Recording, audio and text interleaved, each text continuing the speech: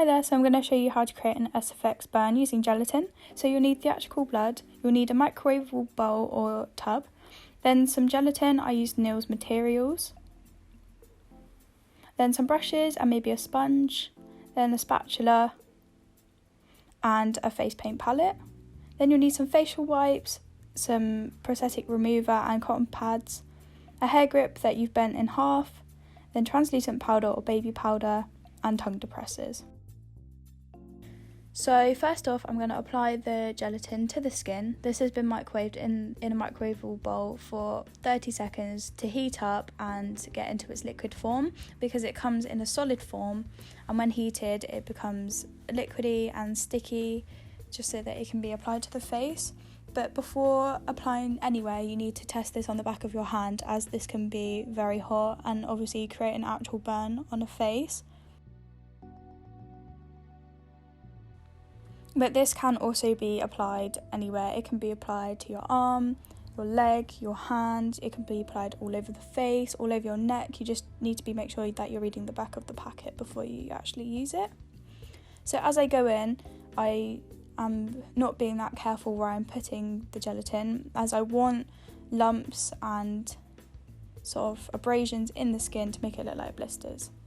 So then I'm going to go in with my baby powder, but you can use translucent loose powder. This just sets the gelatin and makes it less sticky and makes it easier to work with when applying your paints to the face. Then I'm going to go in with my detailed brush and I'm going to start adding in a deeper colour. This just creates more depth and dimension on the face.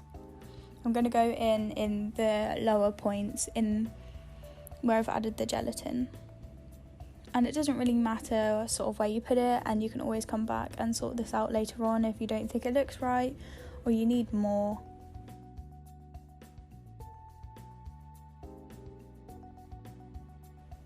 This is all about trial and error. You can always add more.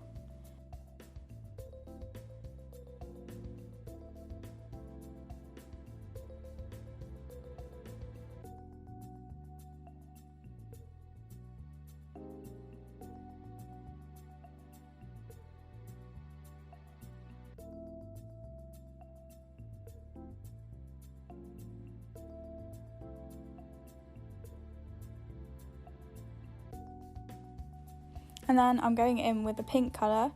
This is just to show the irritation in the skin, but this also blends out the darker colour, and again this is just adding more dimension, but it's also adding to the model's colour in her face as well, so it also blends out the gelatin.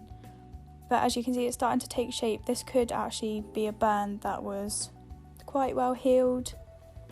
Still not completely there though. Obviously, the more colours you add in, the more fresher the burn is going to be, because right now it looks like a scar.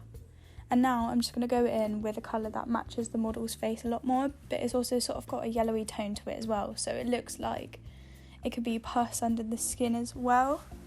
And this just really makes the higher points in the gelatin just stand out a lot more, and really just adding to that depth and dimension. As you can see, I'm just applying this all over the skin, and it's also going to blend out the other colours I've added too. And then if you feel as though the colours are too blended out, you could also go in and add some more. So the sort of the darker colours, the pinky colours, whatever you need really.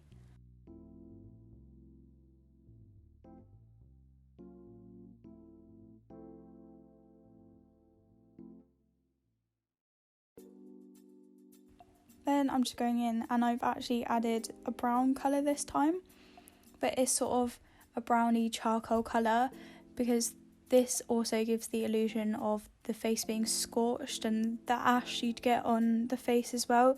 So mine's going to be quite a fresh wound. This is just applied again all over. But this can also be used to add depth as well, whatever you want.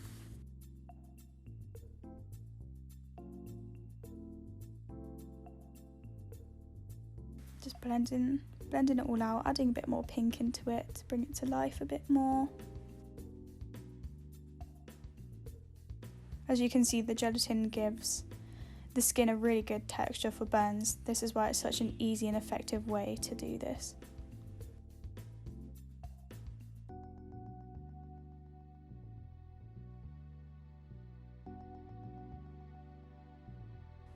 Okay, and I'm just going in with a bobby pin now.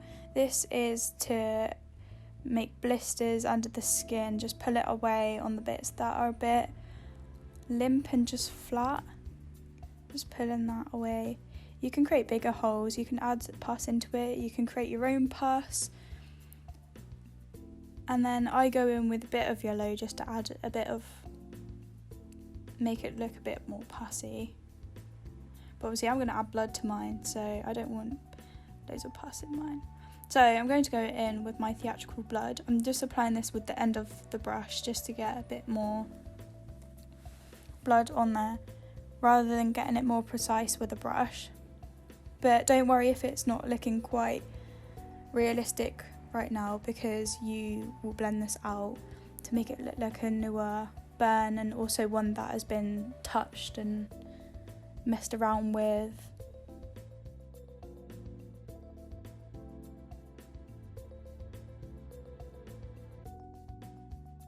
So there we go, I'll just go in with my little sponge and I'm just moving the blood all around so that it's not completely focused in one area, that it's all just coming from all the pores.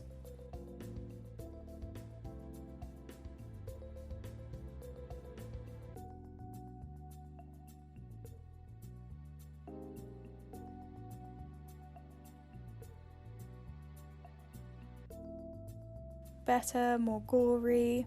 And then I actually go in with a grip and a paintbrush, my makeup brush, and I use this to add blood, but you can do this to add pus in it,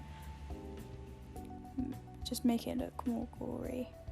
And I just blend it out again with the sponge, and then I'll show you the final look. So this is the final look, this is it from all angles, and I hope you enjoyed this tutorial and can follow along.